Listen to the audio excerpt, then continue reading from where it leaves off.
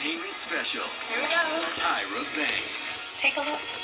I was born this way. Hey.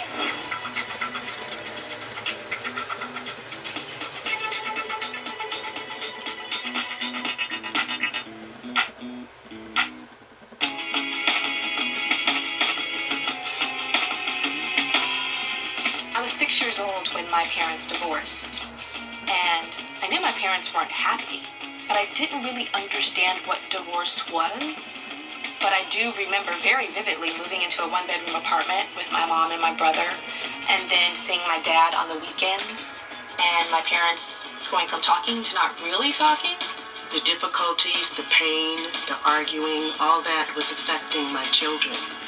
And I had to make a hard decision on, is it better for them to be exposed to this growing up, or would it be better to get them away from this type of environment?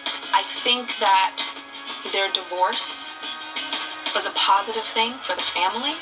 I think it was a great thing for my mother. And I think it was a fabulous thing for me because I got to see a woman be independent. I got to see her raise my brother and I got to see my mom persevere and fight and work 2 jobs. Yes, my father was very present. I mean, I don't talk about him a lot, but he was super present in my life. I was Daddy's little girl.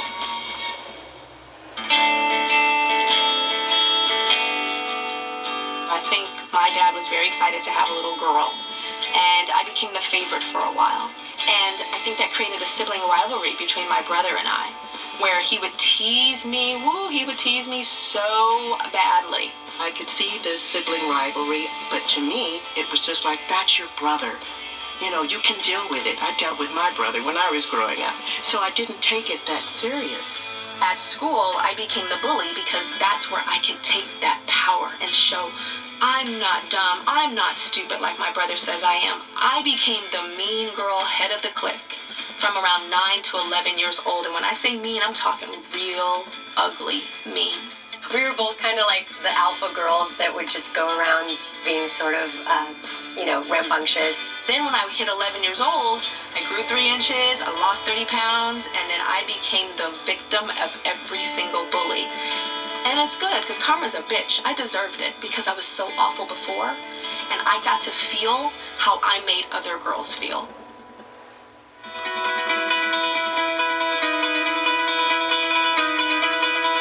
When I was 13 years old, a girl came up to me first day of school, first day of high school for her too, and she came up to me and said, "Are you a model?" First time anybody had ever said that to me. I thought she was crazy because I was used to people staring at me and thinking I was odd looking.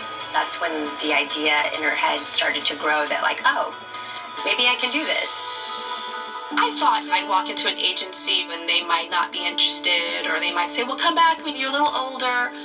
But when I got to like the 6th one and they were saying no, your face is this, no, your body is this, no, we already have a black girl, it started to really, really hurt. It was really painful because I saw her face. When someone can tell you, looking straight at you, no, you don't look right. I wanted to yank her out every single time someone rejected her. I just didn't think it was a healthy thing for a child to have to experience. I think Tyra's mom was instrumental in helping Tyra be practical about the business and just taking it with a grain of salt and like, if they reject you, no big deal. You know, you're a smart girl, you will go to college, you will have these other avenues. This is just one possibility. I think what allowed her to persevere and to move forward is that it starts at home. You have to build a sense of self-worth. She never felt like she had to be judged by her physical being at home.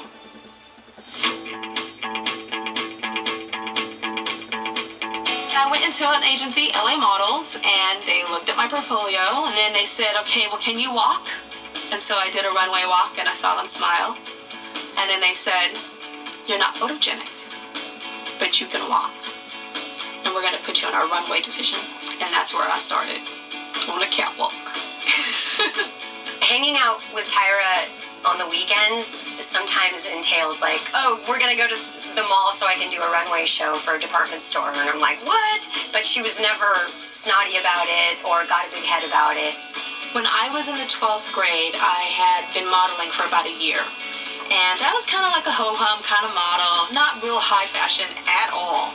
But one day I booked 17 magazine and I was like, oh my gosh, I have made it. I have a spread in 17. Right around the time my spread in 17 came out, it was time for prom court. And I was nominated to be prom queen. I think that like her spread in 17 magazine eventually built up to her thinking, oh, of course I'm gonna win prom queen. Day of prom, they announce, and prom queen is.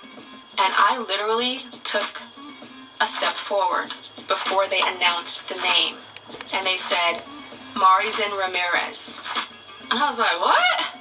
And I remember my boyfriend at the time like yanking me back a little bit. It was very embarrassing, extremely humbling. That was a turning point in my life. It was kind of a blessing in disguise because, you know, she did not need that on top of her other fame that she was finding as a model. It was sort of like keeping her in check. I could have seen me turning into the stereotypical bitch, conceited girl. I realized that, you know, prom queen or being admired by your peers is not about being popular and being in 17 magazine on a little pink scooter. I think that moment showed me that there's so much more to being recognized. Maybe it had a lot to do with me like really striving later in life and not just resting on the fact that I was a model.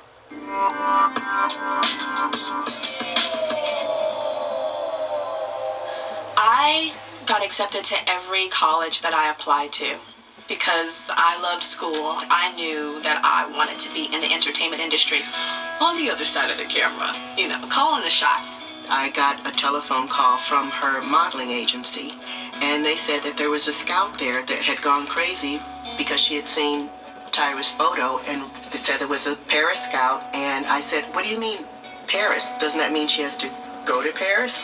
Probably the biggest decision of her life. Should I go to college or should I go to Paris and pursue modeling? My dad deposited the checks already into that school account, but I said it's a once-in-a-lifetime opportunity, and I'm going to give this Paris thing a try.